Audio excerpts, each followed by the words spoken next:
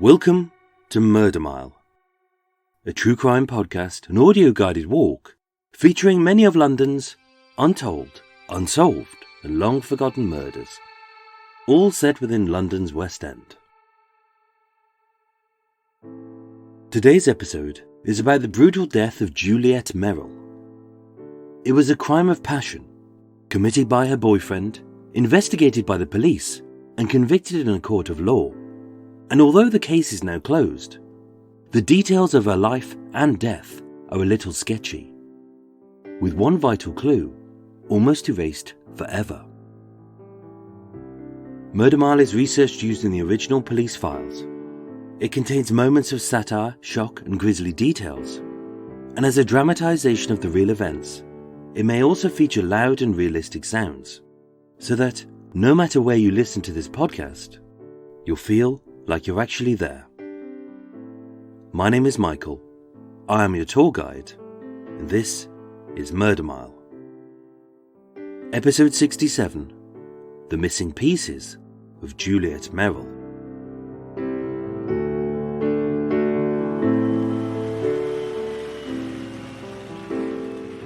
Today, I'm standing on Gosfield Street, W1, 2 streets east of the flat where Martine Vig Magnussen was killed by a cowardly billionaire's son, 2 streets southwest of the bloody love rat Louis Voisin, 5 doors down from the Blackout Ripper's 3rd victim, Margaret Florence Lowe, and just 3 streets south of Maple Church, the Blackout Ripper's first possible murder. Coming soon to Murder Mile. Gosfield Street is a dull little side street with no redeemable features. It's a thin, one-way street with 2 tight paths and flanked on both sides by an unbroken row of 6-story buildings which block out the sun. There's no grass, no animals, no people and no art. If you're lucky, you might see an embarrassingly coiffured poodle, a homeless man digging through the bins and yelling, "Hummus! What the f*** is hummus?" and a black-suited ex-BBC executive shuffling his way to Portland Place to barge into yet another meeting he wasn't invited to attend a lunch he has no plans to pay for, to claim all manner of crap at the taxpayer's expense, and to give an opinion no one asked for, in a building he no longer works at, as the staff are too afraid to ask for his security pass. Thankfully, this drab little shithole at the arse end of Oxford Circus is punctuated by 2 excellent places, the Yorkshire Grey Public House and Sergio's Pizzeria. But Gosfield Street is Yawnsville. It's a soulless street full of mansion flats and drab offices for a brand photographers, some business-to-business software bots, and a Moroccan airline. I only know that as I looked it up on Google Maps. And although someone is currently paying a pretty price to live in flat 5 at 35 Gosfield Street, unless they listen to this, they won't be aware that just like in the flat opposite, that this was once the scene of a bloody murder. As it was here, on Thursday the 5th of April 1934, that Juliette Merrill was brutally stabbed to death, and yet an important piece of her life would almost be lost forever.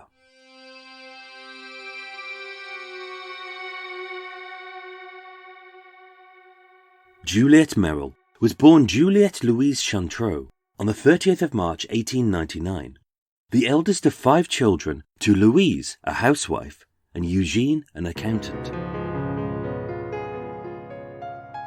As a middle-class family living in a tall townhouse in Clamart, a rural town in the southwest suburbs of Paris, her upbringing was stable, if predictable. As like most women born in an unfair era, it was inconceivable to think of her earning a living wage off her own back. Her life was limited to 2 options: marriage and motherhood in privilege, or a lonely barren spinsterhood in poverty. With her happiness not a priority, her personal choices sidelined, and burdened by no sense of self-belief, except what she could finagle from a love-struck man simply to survive. Thankfully, being pretty, petite and popular, in terms of husbands, Juliette could take her pick of the crop. In 1916, Juliette married a Belgian army officer called Jean-Claude Marcotte. Solid husband material, who was handsome, educated and wealthy, who had a bright career, a row of medals and a military pension. 16-year-old Juliette's future was secure. And best of all, she was in love. In 1918, a few weeks shy of the armistice, Jean-Claude was crippled, blinded and shell-shocked by a bomb blast. Badly disfigured, although his loving wife would nurse her disabled husband for the next 6 years. In March 1925, Jean-Claude succumbed to his injuries, and Juliette was left a widow. Gripped by loneliness, loss, and crying out for love, seeking a better life for herself and aided by her late husband's pension, although her English was poor, Juliette moved to London. The next 4 years are a blank, as with her rent paid in cash, no savings, no employer, and no proof of income, she practically didn't exist. Until she remarried. On the 7th of April 1929, Juliette married Arthur Johnson Merrill, a prosperous civil servant in the Ministry of Labour, who had a car, a bank account, and a house in Hampstead. As with her beloved Jean-Claude, her future was secure. But this time, she had married her second husband for money and not love. On the 24th of January 1930, having been conceived on their honeymoon, Juliette gave birth to a baby girl. But by then, their marriage was over, and by mutual agreement, they parted. Living on a dwindling army pension and Arthur's meagre support, in November 1933, as an unemployed widowed single mother, 34-year-old Juliette and her infant daughter moved into a small 3-roomed flat at 35 Gosfield Street. With the grimy street a far cry from her prosperous Parisian upbringing, her age increasing, her beauty fading, and burdened by the scandal of her dubious income whispered amongst her prying neighbours, Juliette's life began to unravel. And yet, in this flat, 5 months later, she would be brutally stabbed to death, having met her lover, her boyfriend, and her killer.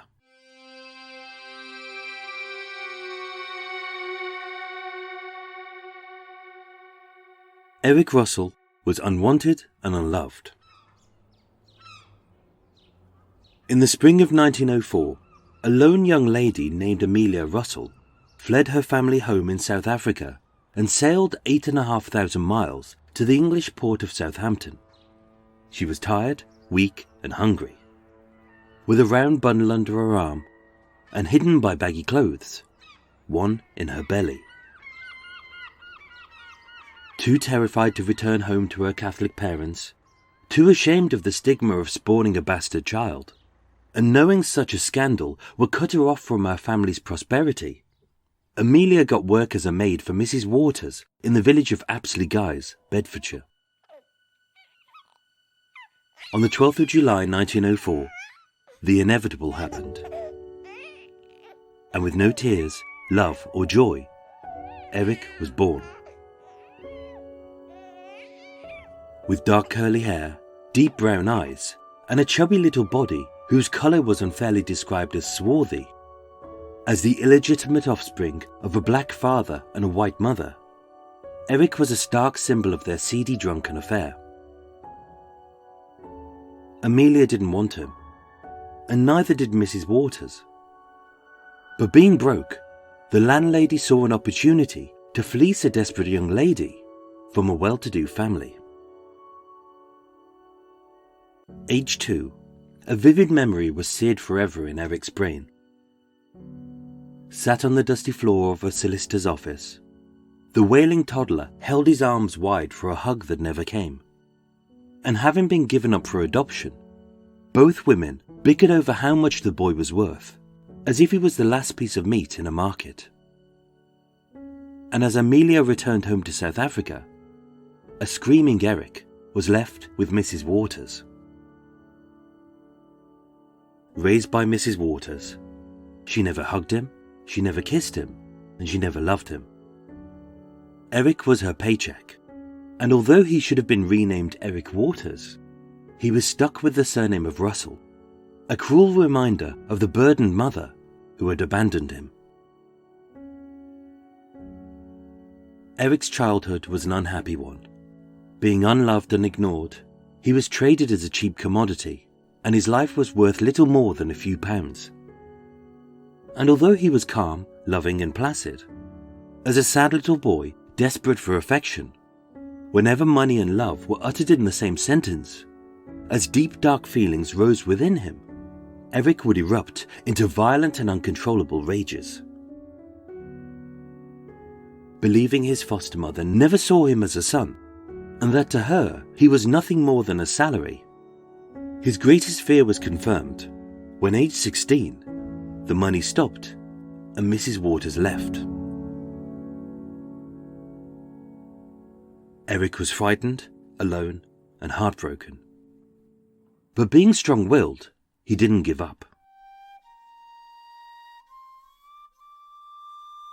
Seeking a better life, on the 9th of August 1921, Eric enlisted in the Merchant Navy. With a solid character and his service record furnished with 4 good conduct badges, after 12 years' service in Malaya and Malta, Eric was promoted to first-class stoker, earning a modest wage of £100 a year. As a jovial young man, he lived for the ship's camaraderie. But being stuck year after year on an ocean-bound trawler, being lonely, shy, and a little hesitant to fall in love for fear of being rejected once again, Eric often frequented prostitutes. And yet, on the 29th of October 1933, given 48 hours shore leave, as the lovesick Eric headed into the West End, he met a single mum called Juliette. Being besotted by the pretty French brunette, for the next 5 months, he would lavish his beloved with gifts, smother her face with kisses, and send her passionate letters of love. Eric was infatuated with Juliette. And then he stabbed her to death.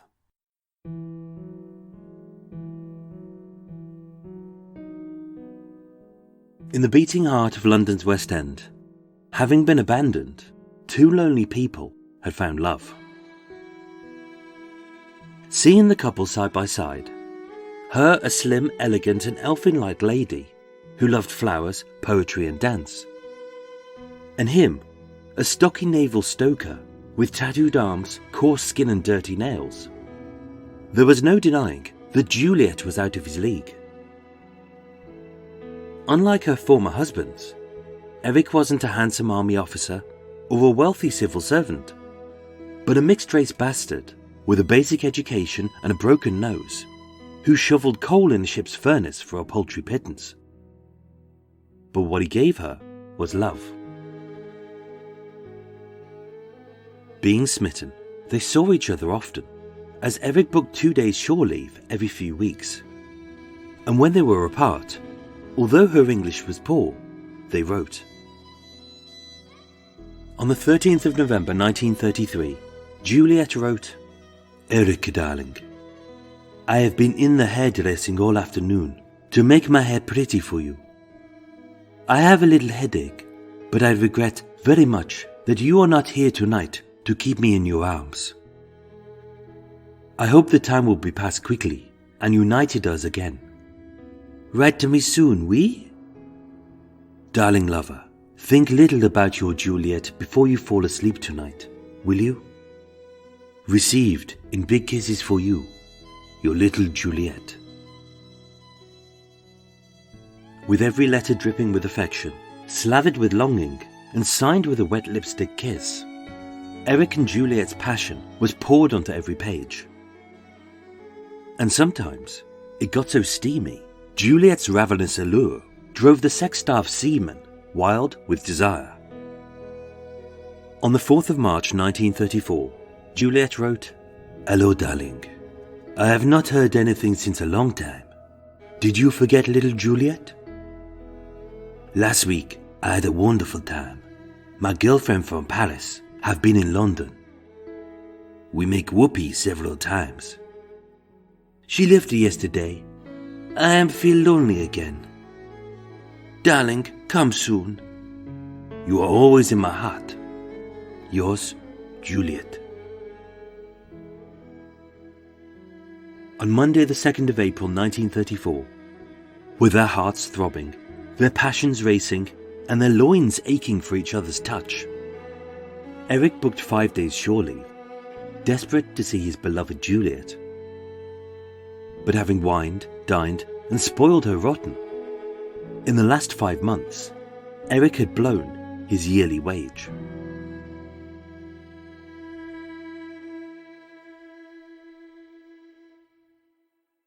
After 2 steamy nights together, although he promised to stay on the Wednesday night too, with nothing in his pockets but fresh air and lint, needing to get another shift in, Eric returned to his ship.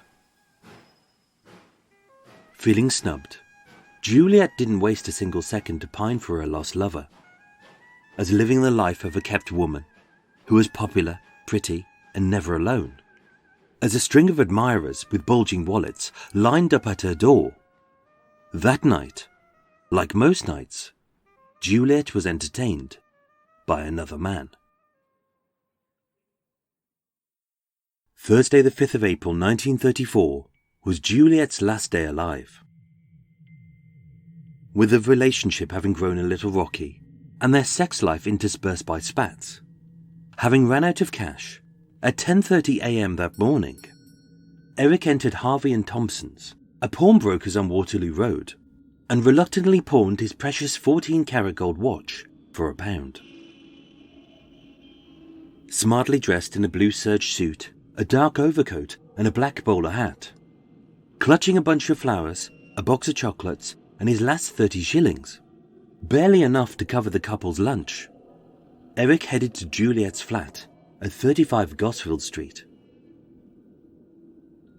Situated on the corner of Langham Street, 35 Gosfield Street is a 6-story red and brown bricked mansion block with wrought iron railings and a single black entrance door to the 10 flats above. Being mid-morning and mid-week, except for a few locals, the street was quiet and empty. Eric was tired, as having worked a double shift, he had slept very little, and with his ship being docked 2 hours south in Portsmouth, he had caught the early train, and all to see his beloved Juliette. So as Eric ascended the cold stone stairs, to his left, he knocked on the familiar black door of flat 5. For an unemployed single woman on a dwindling widow's pension, Juliette lived well, as in a spacious 3-bedroom flat with its own bath, telephone, and wireless radio. Being raised in privilege, she had become accustomed to a certain style of living. Opening the door, a groggy and grumpy Juliette stood, her blue eyes sleepy, her soft hair ruffled, and her mottled pink pyjamas creased. And reluctantly, she let him in.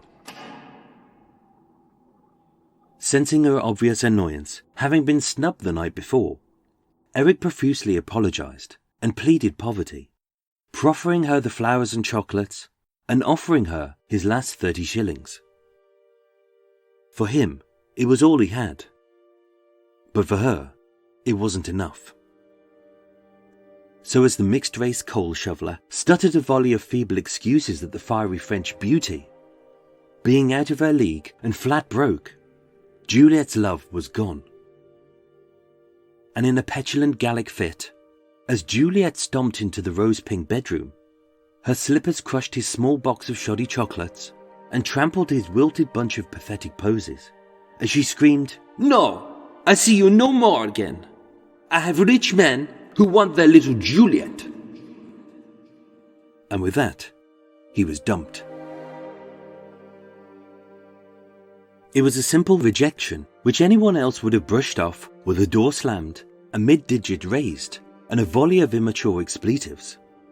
Especially for Eric, who was so calm, loving, and placid.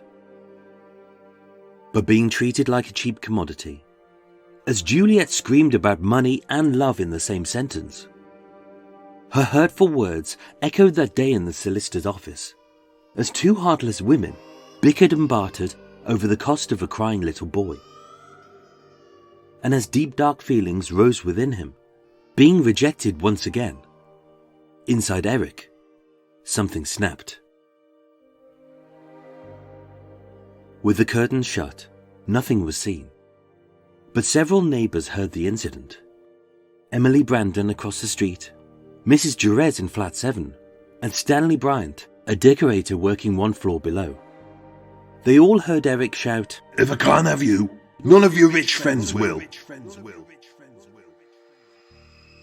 And then there were screams, followed by silence.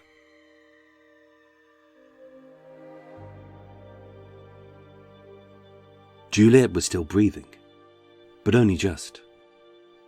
And through a swollen slit in her one good eye, Eric stood over her, his suit, feet and face drenched in her warm, sticky blood.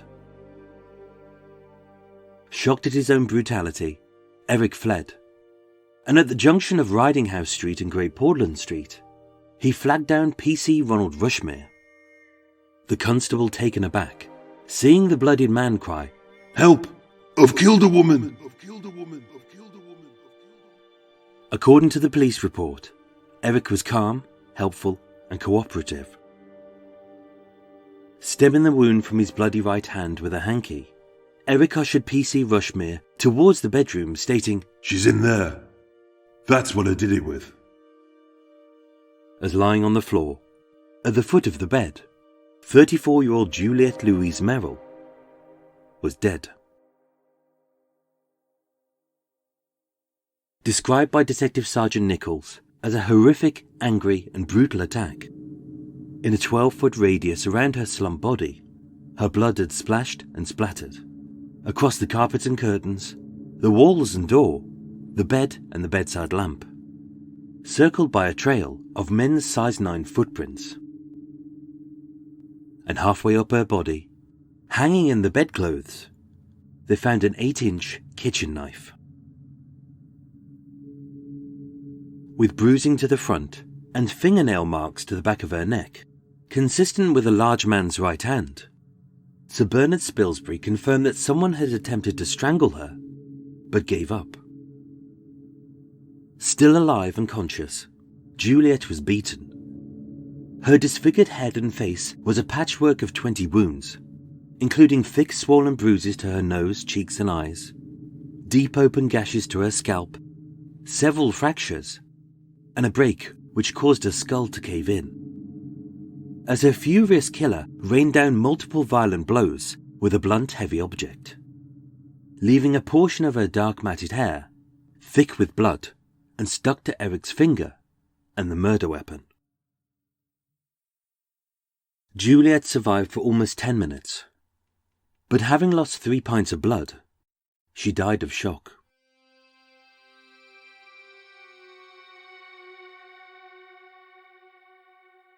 On Wednesday the 6th of June 1934, Eric Russell stood trial at the Old Bailey on the charge of murder. With none of the evidence disputed, his insanity plea rejected, and several experts cross-examined, including his foster mother, Mrs. Waters. Having retired for 21 minutes, the jury returned and found Eric Russell guilty of murder. He was sentenced to life in prison, and the case was closed.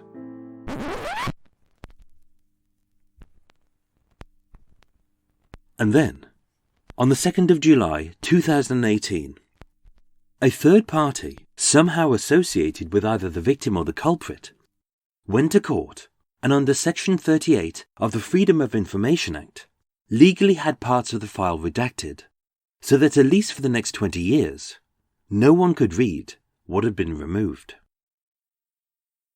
Files are often redacted, with the offending details scored out with thick black boxes.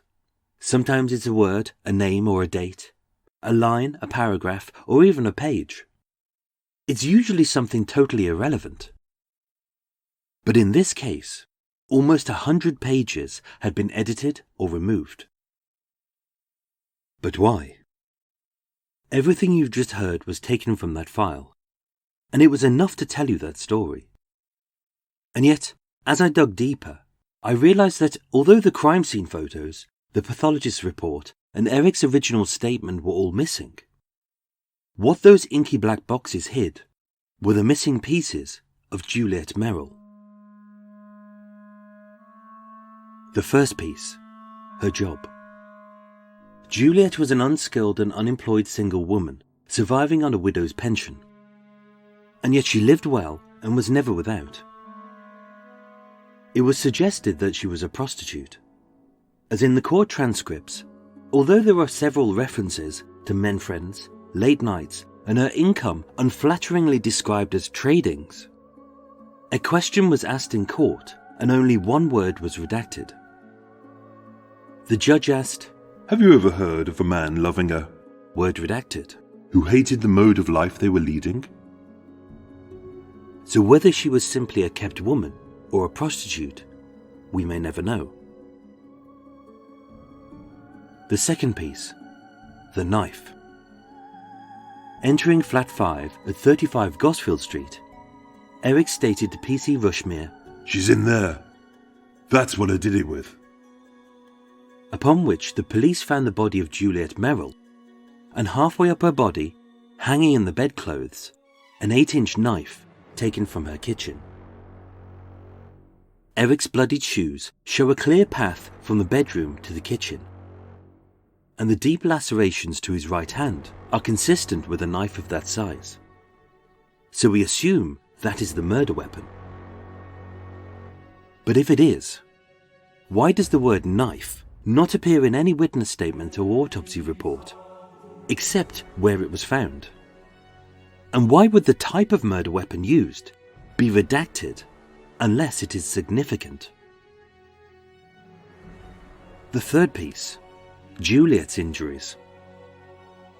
Eric said he repeatedly stabbed her in the head with a knife, and her autopsy confirmed she had at least 20 injuries, including lacerations, fractures, and a break to her skull. And yet, although large sections of Sir Bernard Spilsbury's autopsy report were redacted, which is highly unusual, never once does he state that she was stabbed with a long sharp knife. Instead, he clearly states that she was attacked by multiple violent blows with a blunt, heavy object. The fourth piece, Eric's injuries. Eric had deep lacerations to his hand, consistent with the knife. And yet, who did it was redacted, what did it was redacted, and how it happened was redacted. So if the knife was the murder weapon, but the autopsy says that Juliette was hit by a blunt, heavy object, Eric would have had to have beaten her using the blunt handle of the knife, whilst clutching the sharp blade in his balled-up fist, which explains her injuries and the cuts to his hand. But why would anyone hold a knife that way? Why stab someone in a way which risks their own fingers being severed off? It makes no sense at all. And most baffling of all is the fifth and final missing piece. What the witnesses heard. Emily Brandon, Mrs. Jerez, and Stanley Brent all confirm they heard Eric shout, If I can't have you, none of your rich friends will. Followed by screams and silence. The typical things you would expect to hear if someone had witnessed a murder. And yet, what else they heard was redacted from all of their statements. But why? If it wasn't a shout or a scream, what else could it be? If it was something innocent, why remove it? If Juliette was a prostitute, then maybe these were sex sounds. But if there was another man, why was no one else seen leaving the flat except Eric? Strangely, a third party is suspiciously missing from every statement. She knew Juliette, she lived with Juliette, and she loved Juliette. If she was there, she would have seen the killer. If she was there, she would have seen the weapon. And if she was there, that would explain why her details were erased. On the 24th of January 1930, 4 years prior, Juliette gave birth to a baby girl. There is no evidence of adoption. There is no reference to a babysitter. The baby's father hadn't seen them since February, and Juliette's nearest relative lived in Paris. Which leaves us with 3 questions about the details which were redacted. Having had her head bashed in, did this heavy blunt object belong to Juliette's daughter? If it wasn't screams or shouts, was what the witnesses heard a child crying? And with no crime scene photos and no reference to a cot, did Juliette share her bed with her baby? As if she did, was Juliette's 4-year-old daughter lying next to her mother when she was murdered? That we may never know.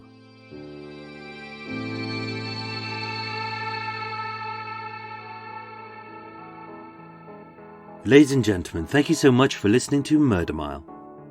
If you're a murky miler, stay tuned for more thrilling shenanigans as I open some doors and maybe a window.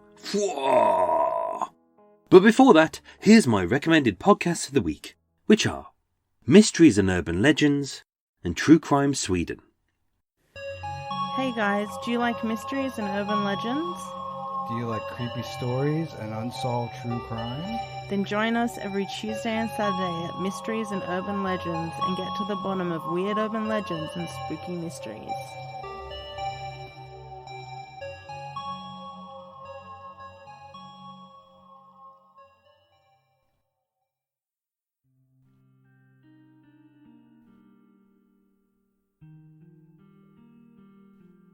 Hi, I'm Pernilla, the host and creator of True Crime Sweden, a podcast that brings you crazy, scary, and unbelievable crime stories from the peaceful country of Sweden.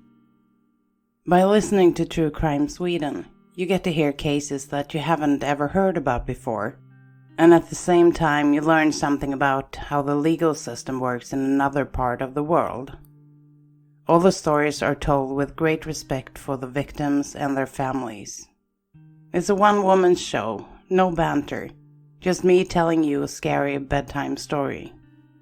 And I end each episode with a little fun fact about Sweden, something that is highly appreciated by my listeners. If this sounds interesting, head over to your podcast provider of choice and search for True Crime Sweden.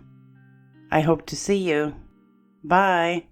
Or as we say in Sweden, hej då!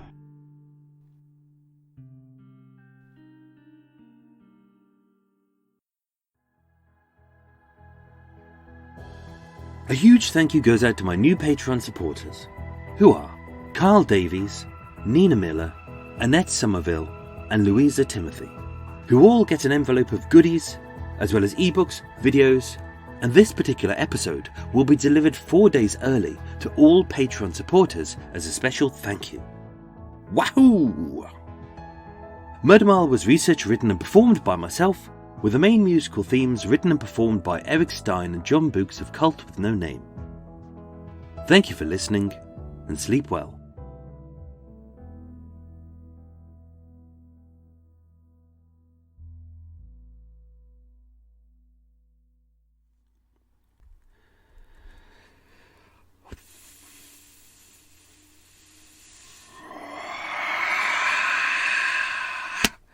Da da da da da da da. Switch on phone. Oh, don't need to switch on phone. There we go. Oh, there it is. Okay. Hello, everyone. Welcome to Extra Mile. How are we? You all good? So I thought I switched my phone off at the start, but I didn't. I just flight moded it, which is always good to do. If you're a podcaster out there, you should always put your phone on flight mode. I've listened to a couple of podcasts, and you can hear in the background, it goes... It's like, please just turn off your phone if you're recording your podcast. It's not difficult. Anyway... I'm going to open some windows and doors. As just mentioned, opening windows and doors. Hopefully just then, hopefully you might have just heard an advert. That would be nice.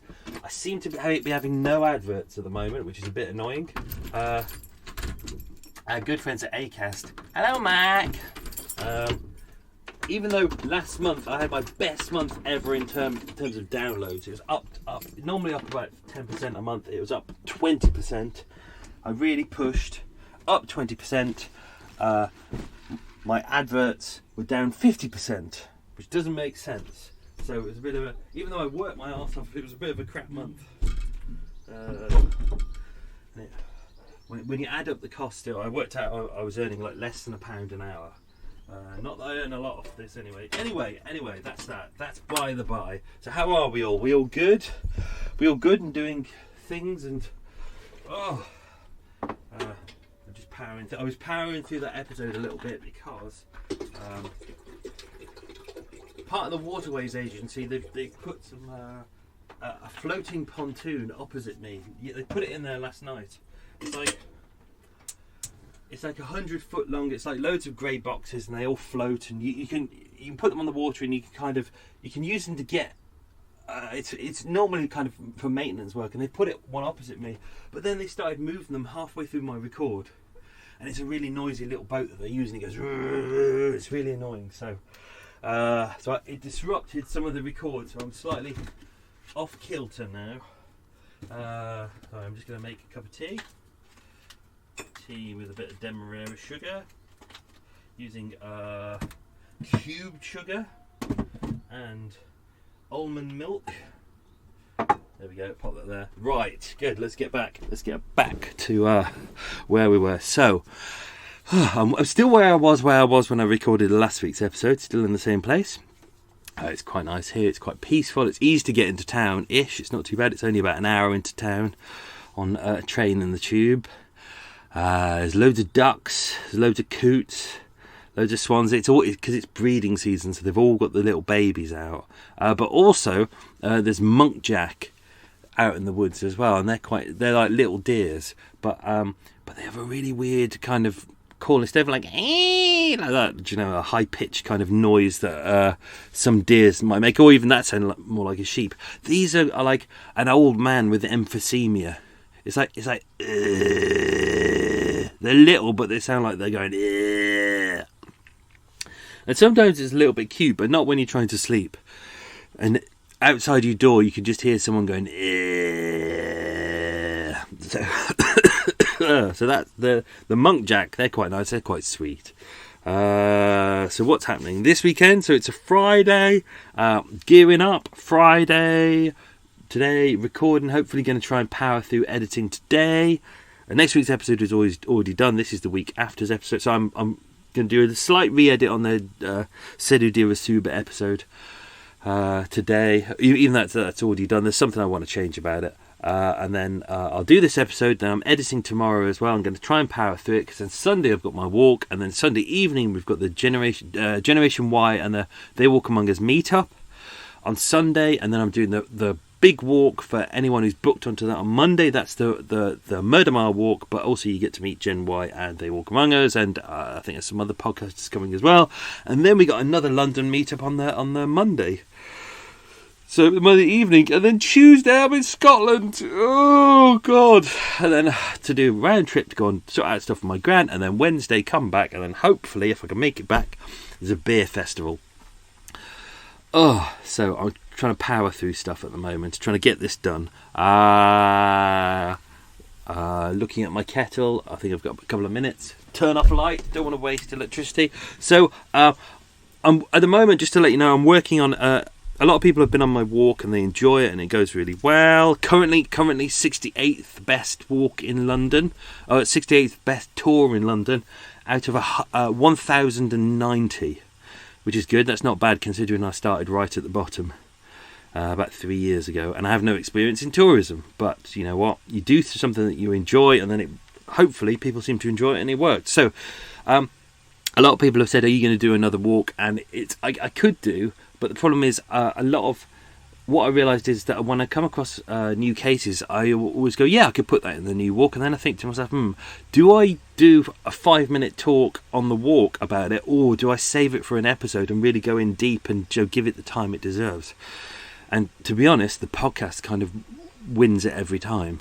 And also, like, these walks, they take about 9 months to really research and plan, get right. And then they take about another year to a year and a half to really hone down and get all the kinks out of it. So I'm probably not going to do another Murder Mile style walk, but what I'm working on at the moment is what I tend to do is on my walk I do introduce people to locations, because the walk is very different to the podcast. So what I try and do is go, this is my walk, and then if at the start you say I listen to the podcast, I point out locations to you, but we don't visit them. So what I'm thinking about doing is just doing like a kind of a walk just for those of you who listen to the podcast. So it won't be as kind of it won't be scripted like the other one. It won't be here's listening to a story, because you already know the story. Joe, if you listen to the podcast, the kettle's about to go any second. I'm looking at I'm going to do it. It won't be scripted like the other ones. What it'll be is kind of a more of a casual, nice walk around all of the locations. I'll bring a book with me which has got all the crime scene photos in it. There'll be some more hopefully some more details that I won't tell you on the podcast, or things you might have forgotten. It's a chance to kind of have a bit of a Q&A with me. If you haven't listened to the episode, I'll give you a little bit of a rundown of what it is, but really it's just kind of a nice casual walk and a bit of a dawdle through Soho and Fitzrovia and places like that.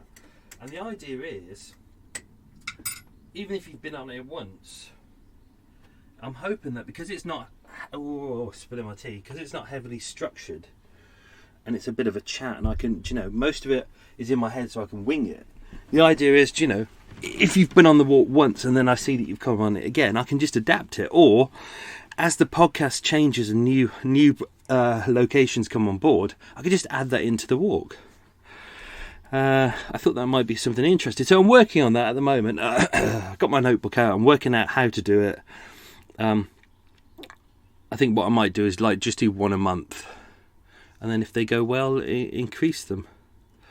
But could just be a laugh. The idea is that we can have a lot more fun. If you've been on my walk, it's kind of you have to listen to the story and then ask me questions afterwards. Whereas this can be we turn up and we have a lot of fun with it. And hopefully this can be a tour that can evolve over time. And and it'll be one of those ones as well where if we turn up one day and people go, oh, we've done Soho, I'll go, okay, sod it, let's go to Covent Garden, and we'll just go to Covent Garden for 2 hours, just find some locations. Maybe I could show you some locations that I'm working on at the moment. So that's what I'm working on at the moment. It's kind of a new Murder Mile walk, but what I'm trying to do is work out how to define it, because the Murder Mile walk I have at the moment is really good and it gets all the 5-star reviews, which is great. But what I don't want to do is to set this one up and have people who've never listened to the podcast come on the walk, not understand it, and then me get 1-star reviews and go, he kept talking about his podcast and I've never heard it. And it's like, I know, you had to listen to it first. So I'm just trying to make sure that I don't sabotage what I've already done. I want to make sure that they're very distinct and different and work out how to separate them. So that's that. Next week's episode, I think I mentioned this last week, will be the Meander Mile. This is going to be, well, I mean, you'll hear it when we kick off with it. It's going to be something different. This will be another one. So this is kind of making this a little bit more fun for me, helping me recoup some time, because I'm slightly running out of time with these at the moment. I've done, what have you had? You've had 10 episodes, technically 11 episodes, because you did a 2-parter, so I'll bash you that. I thought they went really well, they're all very nice, but I'm slightly running out of time now, because they're all taking a little bit longer to do. So these, meander mile, hopefully. Same as extra mile, same as mini mile. I kind of designed it to keep you interested, something different so you don't get bored, something different so I don't get bored, but also they give me a chance to recoup some time. And I might even give myself a day off as well. So I think I'm going to do a Soho-based one. So I'll do you a little walk around Soho. So it'll just be kind of free-flowing and a little bit of fun. We'll have a giggle.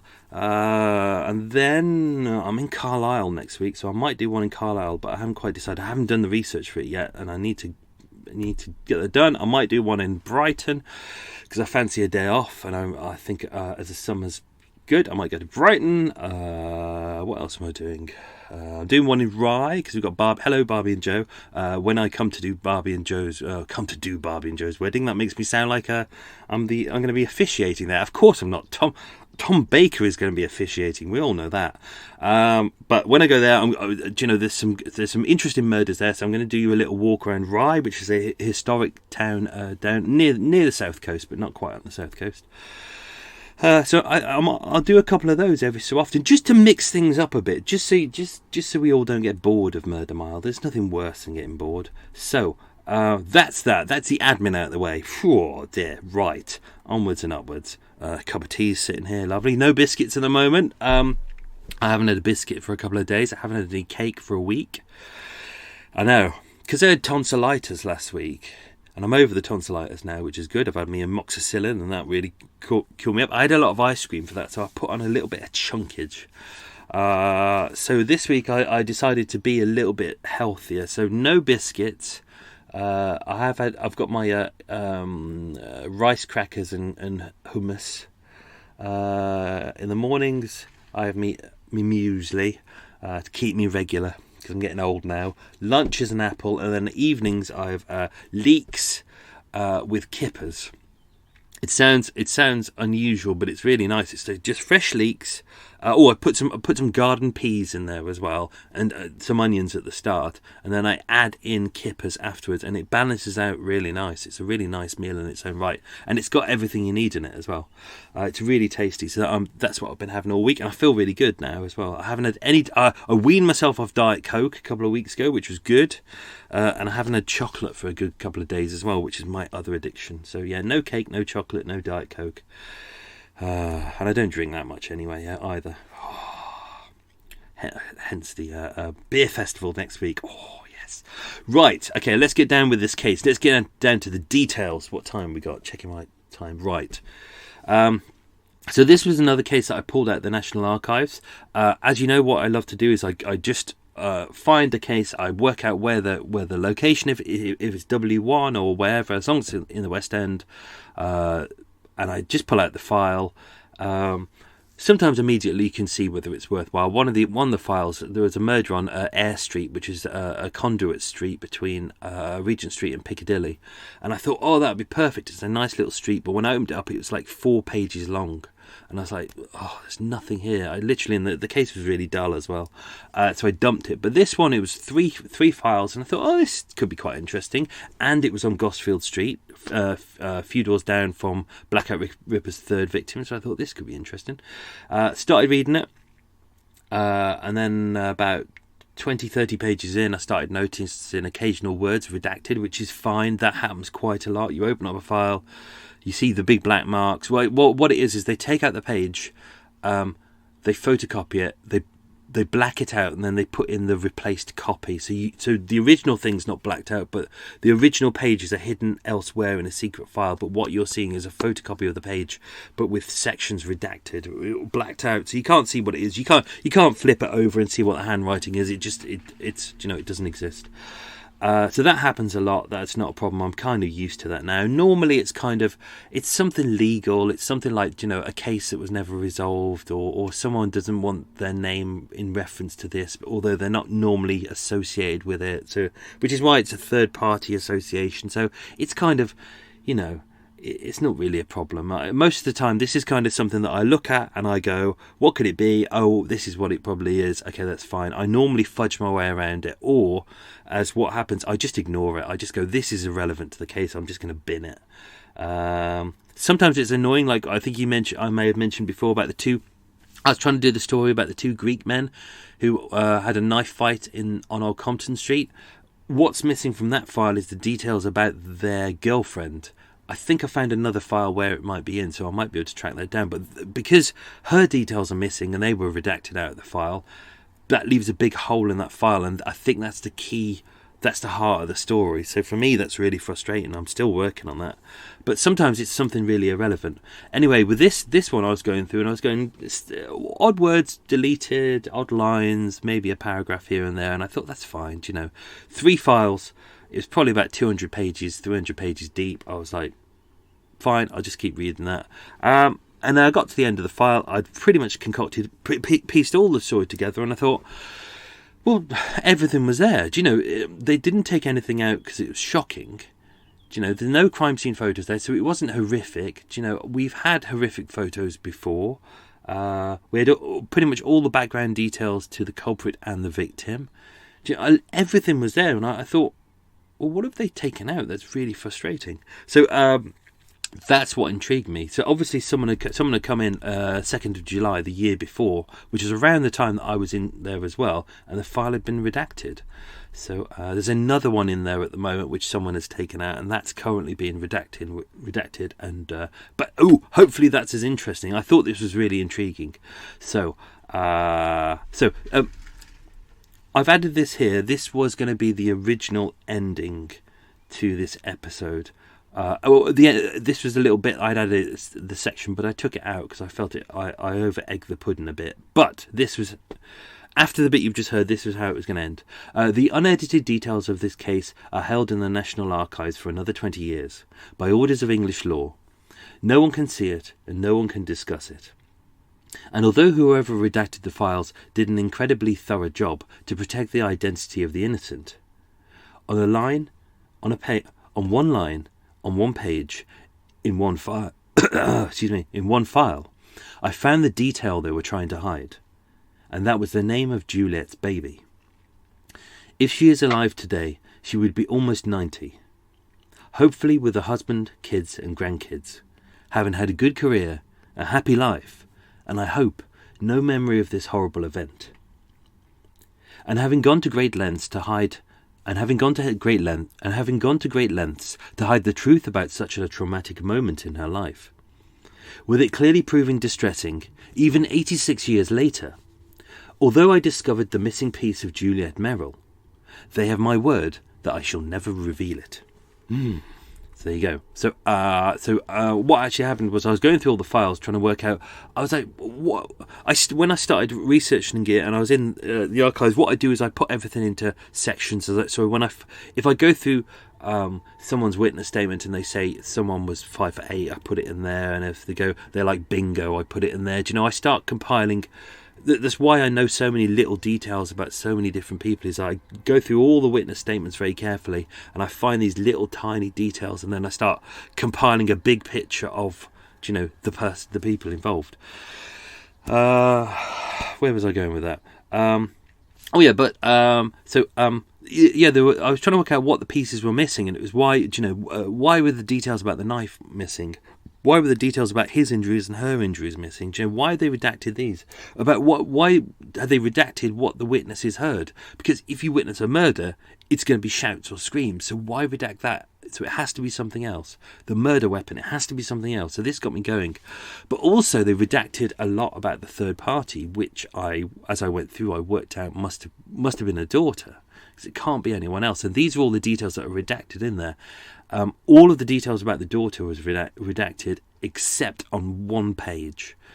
I saw it there and I was like, that's it. That's why they remove it. It was actually quite often you get duplicate copies of things inside the file. And when I looked inside the file, I found an original statement and then I found a redacted statement, which is really kind of interesting. So I put them side by side and I was like, that's what they've done. They've taken out any reference to her daughter. I deliberately haven't mentioned. Obviously, she's gone to court, or her family have gone to court deliberately to not have her name in there. I'm standing by that. You know, that's her wishes. She wouldn't want her name out there, so I haven't mentioned it here. And I've also notified the National Archives of the mistake. Unfortunately, I can't remember what page it was on because it's not numbered. But I have said to them, this is there, and they haven't replied yet. But hopefully, they will correct that. A couple of these. I'm going to have a slurp of tea. Okay, I know people don't like slurps, but here we go. Big slurp. Oh, cup of tea. Best words in the world, cup of tea. Some details were missing from this story. I took them out because sometimes it throws you off. But this was the health details about Eric Russell. Now, his health wasn't particularly good. He was a little bit stocky. Travelled around the world a lot. He didn't eat particularly well. As mentioned, he regularly visited prostitutes. Now let's see if I can find this in. Let me just go into my files. Juliette Merrill. I got a lot of files out of the National Archives. Oh no, Mike, what have you done? Don't say you've deleted them. Oh, bumholes. I think I have. I'm gonna have to upload it onto the old social media. But what I did was I found his health report from the Navy, and it was fascinating. So he had a lot of sickness. In 1921, he had 3 days off owing to catarrh. His catarrh came back recurrently over the years, and because he visited a lot of prostitutes. And these were the days, obviously, before a lot of people would go, oh, let's use condoms. He had recurrent bouts of genital sores, scabies, and gonorrhea. In fact, between 1925 and 1931, he had 12 courses of gonorrhea and penile sores. I'll find that. I did his whole medical report. I remember posting it. God, when would this be? February time on one of the social medias, and I was like, "Ooh, look at this!" But yeah, I'll post that to you. You can have a look at it. He didn't have a police record, but he was known to the Portsmouth City Police as he had a few violent and drunken outbursts. It was written down, but he wasn't reported. He wasn't charged with it. I mentioned in there were a couple of letters. We had a few of them that Eric and Juliette sent to each other. I slightly edited them for time, but I thought I'd read them to you fully. I won't do the voice. Juliette sent him a letter on the 4th of March 1934 saying, "Hello, darling. Hello, darling. How are you?" Obviously, there was a lot of kind of frou-frou kind of in the letter, so I kind of cut that out and just got down to the kind of nitty-gritty about the relationship. But this is the letter almost in its entirety. Hello, darling. This is from Juliette to Eric. Hello, darling. How are you? You? What arrived is you. What that means, I have no idea. I have not heard anything since a long time! ! 2 exclamation marks. Why do people use exclamation marks? I never understand that when people send you a message and they go like to me, they go, "Hello, Mike!" ! That's not "Hello, Mike." It's "Hello, Mike!" It's like, why do people do that? You don't need to put an exclamation mark there. Not an exclamation point, an exclamation mark. Why did you got to do it in the right place? It's a shout thing. Anyway, onwards. And I feel sorry. Did you forget Juliette? Last week I had a wonderful time. My girlfriend from Paris have been in London. We make whoopee several times.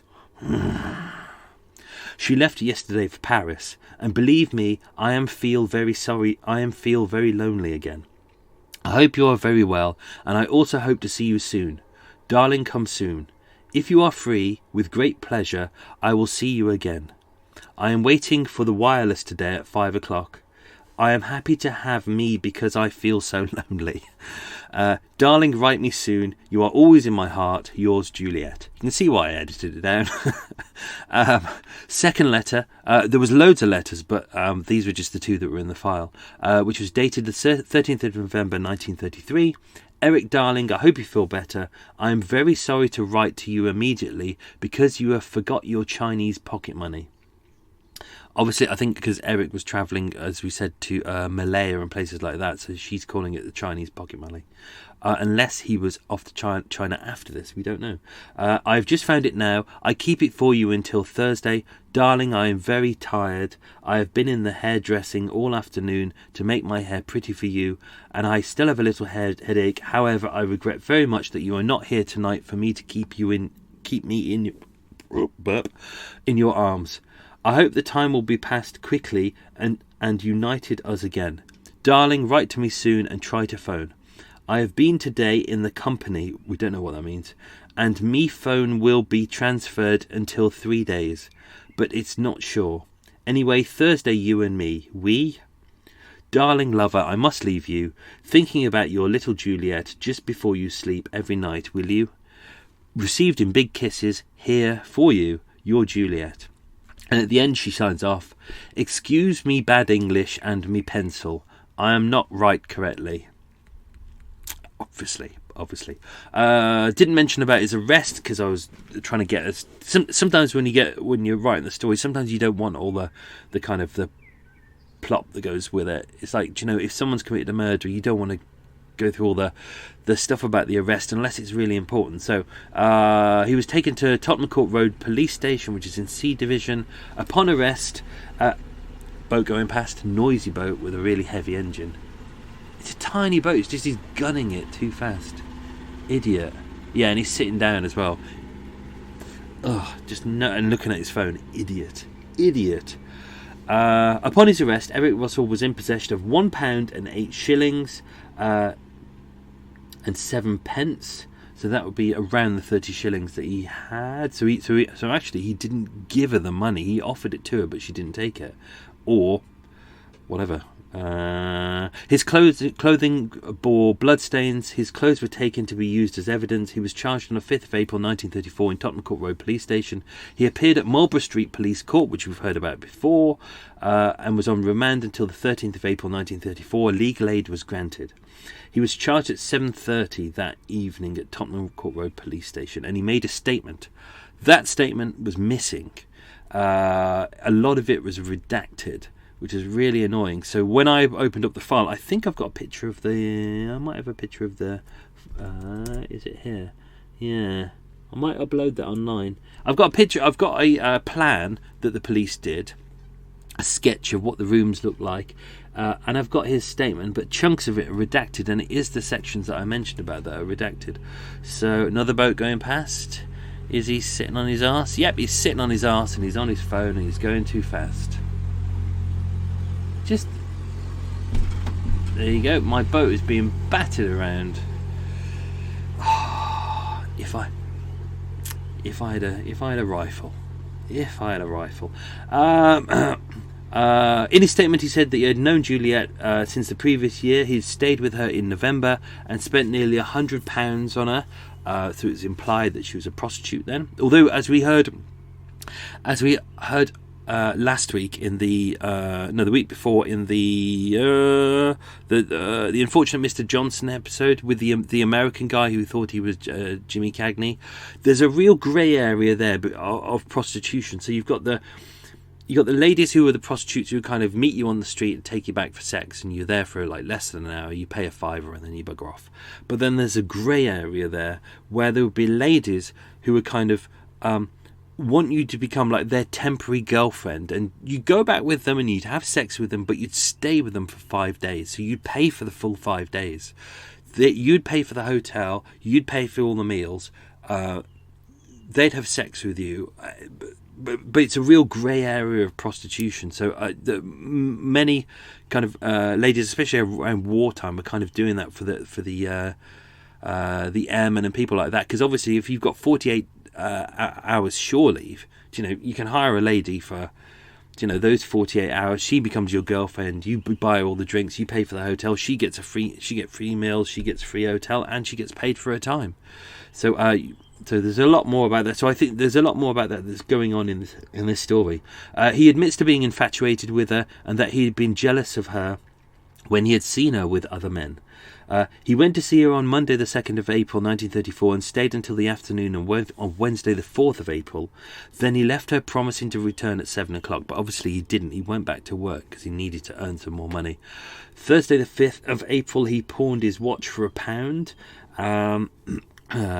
He now had see, this isn't his words. I had to kind of skim it because there was a lot missing. He pawned his watch. I've already put some stuff in there. He bought it for £5. He wanted to sell it for £3. He only got £1 for it.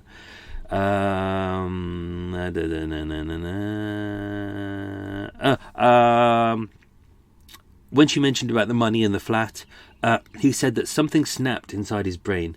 He went into the next room, which would be the kitchen, took off his coat, then picked up the first thing he could see, which was, he says, like a big knife. I hit her with it and said, if I can't see you again, none of your rich friends will, or something to that effect. He kept striking her with it. Suddenly he seemed to come to his senses and telephoned the exchange to call the police. I removed this from the story because it kind of threw things off, but he actually did call the police. Did I? No, I did put it on the story, unless I edited it out. Obviously, I haven't edited the story yet. And he kept saying throughout, poor girl, I didn't mean to kill her, she was very good to me. He was cautioned, he was cooperative, and he kept saying, I fully understand. The autopsy was carried out by Sir Bernard Spilsbury at Paddington Mortuary on the 6th of April. Cause of death was concussion and shock caused by multiple injuries to the head. The pathology report, as mentioned, was removed and heavily redacted. Now, he said there were no signs of strangulation, although this changes later on. He retained a portion of the hair to see if it matched those found and stuck to the what he referred to as the instrument, which was the murder weapon, and to Eric Russell's finger. The result of our inquiries will no doubt undoubtedly prove that Mrs. Merrill obtained, and then some words have been redacted. I worked out there's a space for about 5 or 6 letters. And we have no idea what it was that she obtained. Both of her hands were covered in blood. She had 20 injuries, mainly to the head, lacerations to the scalp, bruise on her right cheek, small marks on her lower jaw, which looked like fingernails. Lower part of her neck were covered in abrasions, which may have been caused by a necklace, but he couldn't confirm that. Sir Bernard Spilsbury said that someone had been trying to strangle her by pressing on her neck, but had then given up. She had several fractures caused by multiple violent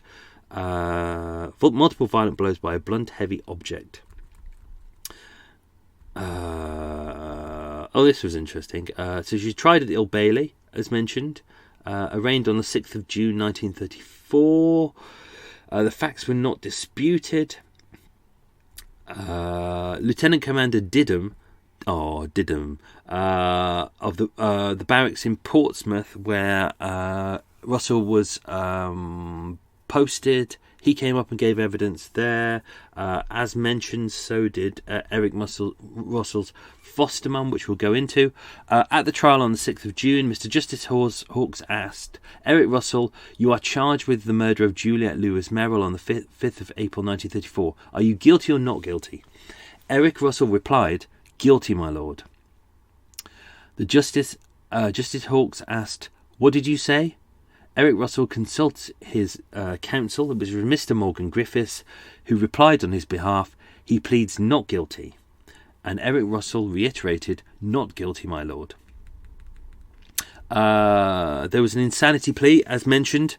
Dr. Galasher, a mental specialist at the Northumberland Hospital, I can't speak, I'm running out of air, interviewed Eric on the 25th of May 1934 in Brixton Prison, where he was on remand.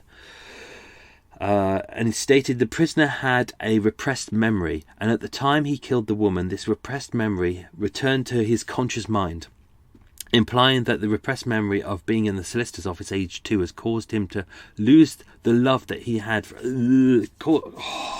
brain is going. You know what I'm saying. It's the same memory of being rejected by his mother and his stepmother and being treated as a commodity. The same thing had happened when he was with Juliette.